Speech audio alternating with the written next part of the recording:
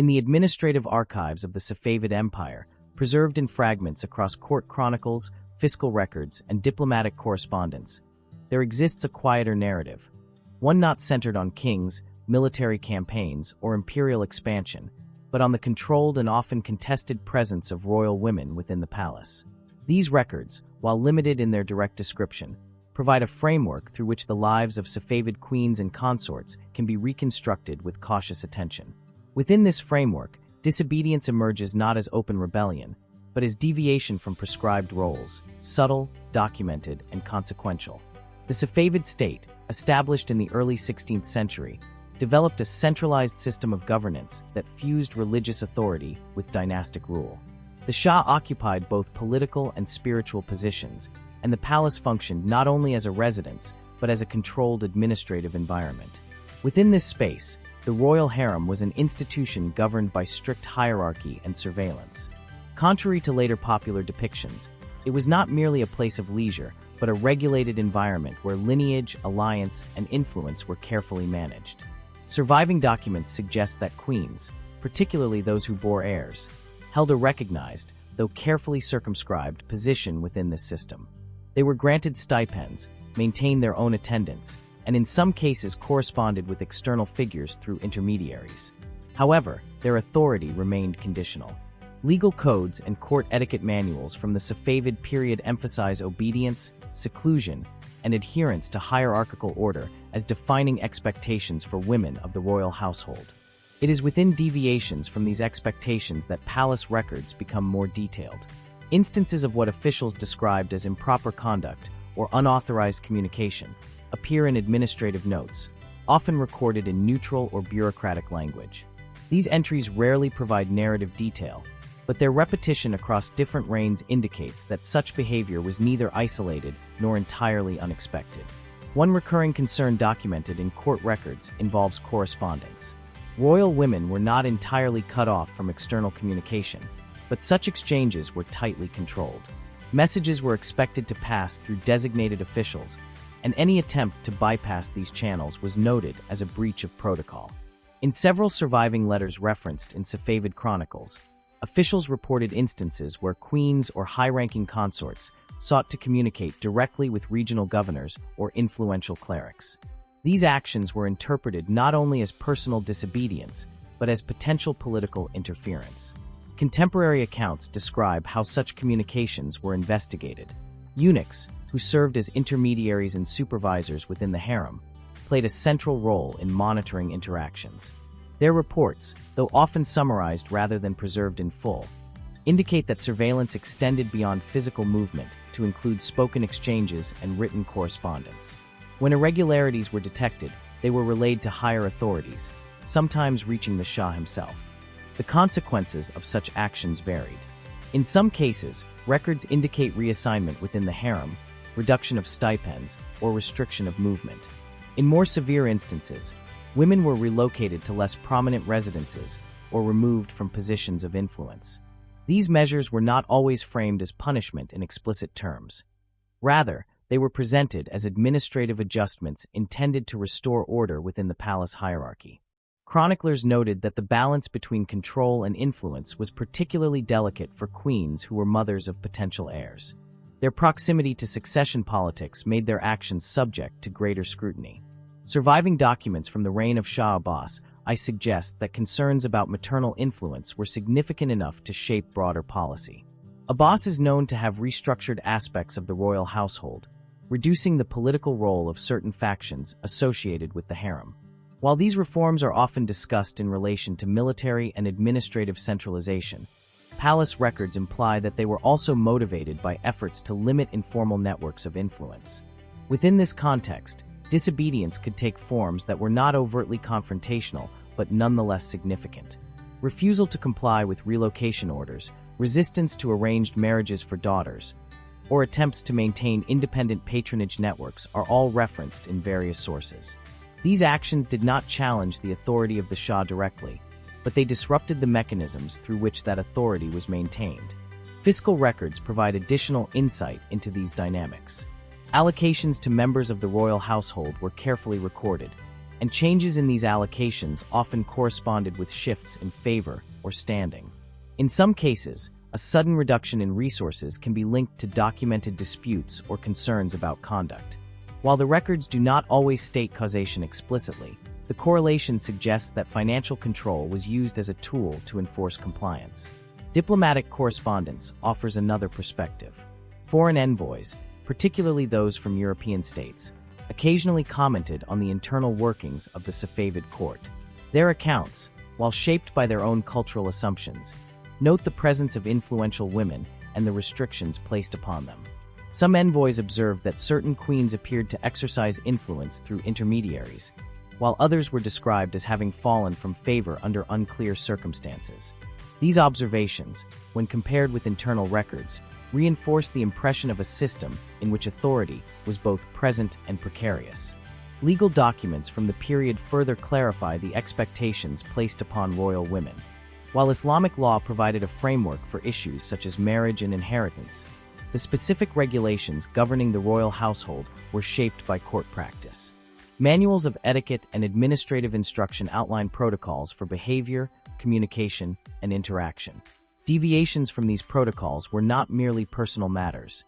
They were considered disruptions to the order of the state. The language used in these documents is notably restrained. Terms such as irregular, improper, or contrary to custom appear more frequently than explicit accusations. This suggests an effort to maintain a formal tone, even when addressing sensitive issues.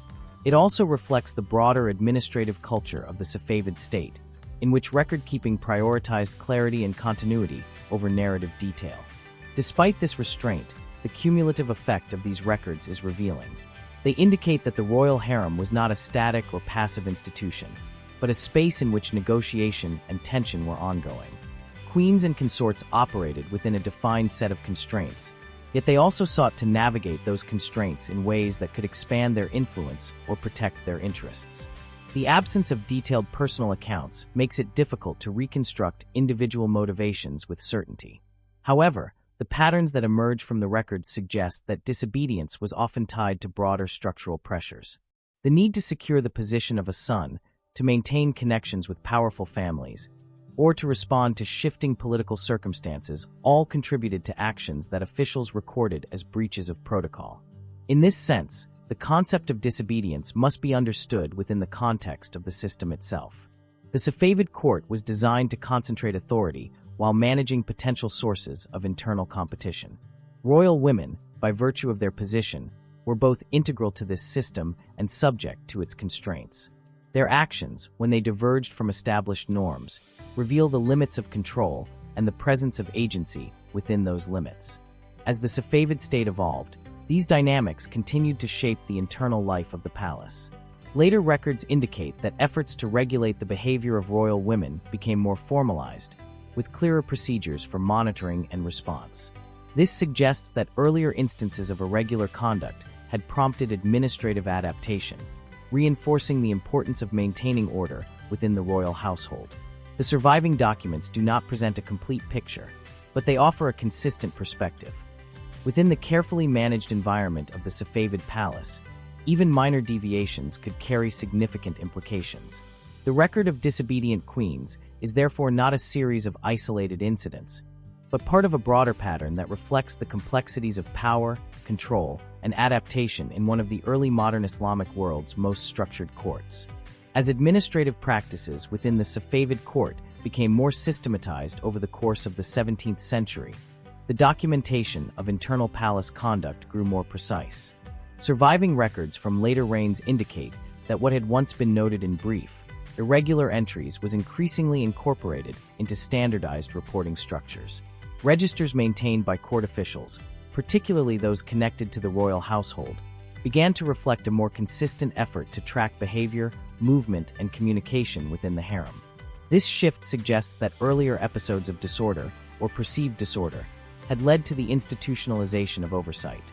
Historical records indicate that the position of the Queen Mother, often referred to as the most senior female figure within the palace, became especially significant in this evolving structure. Her authority, while not formally codified in the same manner as that of male officials, was nonetheless acknowledged in both fiscal and administrative documents. She controlled substantial resources, supervised large numbers of attendants, and in some cases influenced appointments within the inner court. However, this concentration of influence also brought increased scrutiny. Chroniclers noted that tensions occasionally arose between the Queen Mother and other factions within the palace, particularly those aligned with military elites or administrative officials outside the harem. These tensions were not always recorded as open conflicts. Instead, they appear in the form of procedural disputes, delayed orders, or conflicting reports submitted to the Shah. In several instances, documents suggest that actions taken by the Queen Mother, such as reallocating resources or intervening in matters of succession, were later reviewed or quietly reversed by higher authorities. Surviving correspondence indicates that one of the primary concerns of the Safavid administration was the formation of informal alliances within the palace. Royal women, due to their familial connections and access to the Shah, were in a position to facilitate relationships that extended beyond official channels.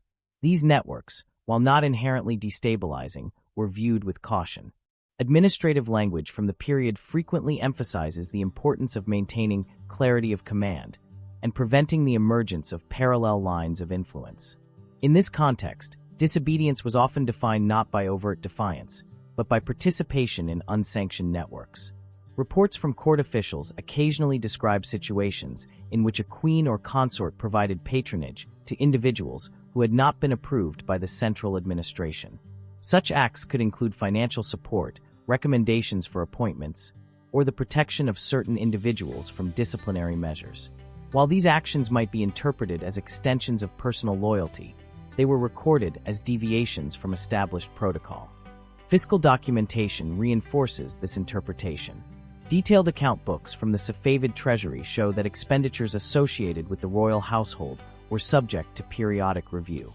In cases where irregularities were identified, annotations were added to indicate the need for correction or further investigation. These annotations sometimes correspond with known instances of tension within the palace, suggesting that financial oversight was closely linked to broader concerns about control. Contemporary accounts describe how these reviews were conducted. Officials tasked with auditing palace expenditures operated under strict guidelines, and their findings were reported through hierarchical channels. The involvement of eunuchs remained central, as they served as both witnesses and intermediaries in matters concerning the harem. Their reports, while not always preserved in full, are frequently referenced in summary documents, indicating their importance within the administrative process. Legal codes of the period reveal that enforcement mechanisms were designed to be both corrective and preventative. Rather than relying solely on punitive measures, the Safavid administration often sought to reassert control through reorganization. This could involve the redistribution of attendants, the reassignment of living quarters, or the adjustment of financial allowances. Such measures were intended to disrupt existing networks and reinforce hierarchical boundaries. In some cases, however, the record suggests that these interventions were insufficient to fully resolve underlying tensions. Repeated references to similar types of conduct across different reigns indicate that the system faced persistent challenges in maintaining complete control over internal dynamics. This continuity suggests that the behavior described as disobedient was not simply the result of individual actions, but reflected structural conditions inherent to the organization of the palace. Diplomatic observers continued to provide external perspectives on these dynamics. European envoys stationed at the Safavid court often remarked on the visibility of certain royal women in political matters, even as they acknowledged the formal restrictions placed upon them. Their reports, while sometimes shaped by limited access and cultural bias, note instances in which decisions attributed to the Shah appeared to align with the interests of specific factions within the harem. These observations, when compared with internal records, support the conclusion that influence could be exercised indirectly, even within a tightly controlled environment. Surviving documents also highlight the role of succession as a central factor in shaping behavior within the royal household. The Safavid system did not follow a fixed rule of primogeniture, and the designation of an heir was often influenced by a combination of political, familial, and strategic considerations. In this context, the actions of queens and consorts were closely monitored, particularly when they were associated with potential candidates for succession. Chroniclers noted that efforts to promote the position of a son could take various forms, including the cultivation of alliances, the management of information, and the strategic use of patronage. While these activities were not inherently prohibited, they became problematic when they were perceived to bypass established procedures or to create imbalances within the court. Records of disciplinary action in such cases often emphasize the need to preserve stability and prevent conflict. The consequences of these actions were not uniform. In some instances, individuals were able to retain their position despite documented irregularities, suggesting that enforcement was influenced by broader political considerations. In other cases, more decisive measures were taken, including the removal of individuals from the palace or their reassignment to peripheral locations. These outcomes, while recorded in administrative terms, reflect the varying degrees of tolerance within the system. Material culture provides additional evidence of these dynamics. Endowment deeds, known as waqf documents, occasionally record donations made by royal women to religious or charitable institutions. These documents, which were legally binding, offer insight into the ways in which queens and consorts sought to establish a form of influence beyond the immediate confines of the palace. While such actions were generally permissible, they were subject to oversight, and in some cases required formal approval from the Shah or his representatives. The existence of these endowments suggests that royal women were not entirely passive participants in the political and social life of the Safavid state. Instead, they operated within a framework that allowed for limited forms of agency, even as it imposed significant constraints. When these actions extended beyond accepted boundaries, they were recorded and addressed through the mechanisms described in administrative and legal documents. Over time, the accumulation of such records contributed to a more defined understanding of acceptable conduct within the palace. Manuals produced for court officials began to include more detailed instructions regarding the supervision of the harem, reflecting an effort to standardize practices across different reigns. These manuals emphasize vigilance, discretion, and adherence to protocol, indicating that the management of internal dynamics was considered a matter of ongoing importance. At the same time, the persistence of documented irregularities suggests that complete control remained elusive. The very need for detailed oversight implies that the system was continually adapting to challenges that could not be entirely anticipated or prevented. In this sense, the records of disobedience serve not only as evidence of individual actions, but as indicators of the limits of administrative authority. The Safavid Palace, as revealed through its surviving documentation, emerges as a space defined by both regulation and negotiation. The behavior of royal women, when it diverged from prescribed norms, was carefully recorded, analyzed, and addressed. Yet these deviations also reveal the presence of competing interests and the complexity of maintaining centralized control within a dynastic system. As the 17th century progressed, these dynamics became increasingly intertwined with broader developments in Safavid governance. Changes in military organization, shifts in administrative structure, and evolving relationships with regional powers all influenced the internal life of the palace. The actions of queens and consorts, while confined to a specific environment, were connected to these larger processes in ways that are reflected, albeit indirectly, in the records that have survived. The cumulative evidence suggests that disobedience within the Safavid harem was not an anomaly, but a recurring feature of a system that combined strict hierarchy with limited avenues for influence. The documentation of such behavior, while often restrained in tone, provides a consistent record of how the state sought to manage these tensions and maintain the stability of its central institutions.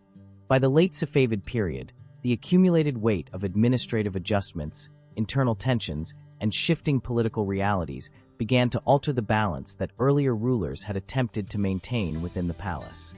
Surviving records from the final decades of Safavid rule indicate a system under strain, where mechanisms of control continued to function but with diminishing effectiveness. The documentation of conduct within the royal household did not disappear.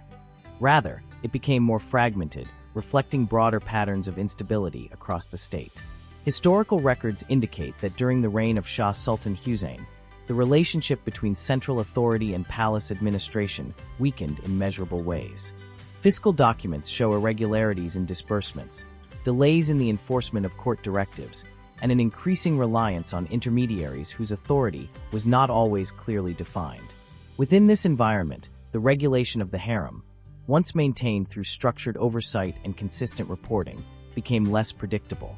Contemporary accounts describe a court in which competing factions exercised influence with fewer constraints.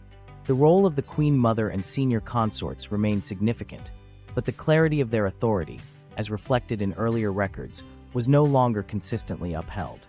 Chroniclers noted that petitions and complaints originating from within the palace were more frequent, and that responses from the central administration were often delayed or inconclusive. This suggests that the established channels for managing internal disputes were no longer operating with the same degree of efficiency. Surviving documents suggest that disobedience, as previously defined by deviations from protocol, took on a different character in this period. Rather than isolated actions addressed through administrative correction, irregular conduct appears as part of a broader pattern of diminished enforcement. Reports referencing unauthorized communication, financial discrepancies, and resistance to directives continue to appear, but they are less often accompanied by clear records of resolution. This absence of follow-through indicates that the capacity to impose discipline had weakened. Legal codes of the period remained formally intact, and manuals outlining expected conduct continued to circulate among court officials. However, the gap between prescribed behavior and documented reality appears to have widened. In earlier periods, deviations were typically followed by measurable responses: reassignment, reduction of resources, or restructuring of responsibilities. In the late Safavid era, similar deviations are recorded without consistent evidence of corrective action. This suggests that the authority required to enforce these measures was no longer uniformly applied. Diplomatic correspondence from foreign envoys provides additional context for this shift. Observers from neighboring states and European powers reported that influence within the Safavid court had become more diffuse. They noted that decisions attributed to the Shah were sometimes shaped by competing advisory groups, including those connected to the royal household. While such observations must be approached with caution, they align with internal records that point to an increasingly complex and less centralized system of governance. Chroniclers noted that the issue of succession remained a central factor in shaping palace dynamics, even as the mechanisms for managing it became less stable. The absence of a fixed and consistently enforced succession protocol continued to create opportunities for competition among different factions. Royal women associated with potential heirs remained under scrutiny, but the effectiveness of that scrutiny was diminished. Surviving documents indicate that efforts to promote particular candidates were more overt, and that the boundaries between acceptable advocacy and disobedience were less clearly defined. Fiscal records from this period further illustrate the erosion of centralized control. Account books show inconsistencies in the allocation of stipends to members of the royal household, as well as discrepancies in the funding of associated institutions. In some cases, expenditures appear to have been authorized without the usual documentation, suggesting that established procedures were being bypassed. These irregularities, while administrative in nature, had direct implications for the balance of influence within the palace. The role of eunuchs, previously central to the enforcement of order within the harem, also appears to have evolved. Earlier records emphasize their function as reliable intermediaries and supervisors, responsible for maintaining communication and reporting irregularities. In the later period, references to their activities are less consistent, and in some cases suggest involvement in the very networks they were meant to regulate. This shift reflects a broader pattern in which institutional roles became less clearly defined. Material evidence, including endowment deeds and property records, indicates that royal women continued to engage in acts of patronage despite these changes. However, the oversight of such activities appears to have been less rigorous. Documents that once required formal approval and detailed recording are, in some cases, preserved in incomplete or abbreviated forms. This suggests that while the practice of patronage persisted, the administrative structures designed to monitor it were no longer functioning with the same level of precision. The cumulative effect of these developments is reflected in the tone and content of surviving chronicles. Earlier narratives, while restrained, often convey a sense of order maintained through consistent application of rules. Later accounts, by contrast, emphasize uncertainty and inconsistency. Chroniclers noted instances in which directives were issued but not enforced, or in which conflicting orders created confusion within the palace. These observations, while not always detailed, provide insight into the changing nature of governance. Historical records indicate that these internal dynamics were not isolated from external pressures. The Safavid state, by the early 18th century, faced significant challenges from regional powers and internal unrest.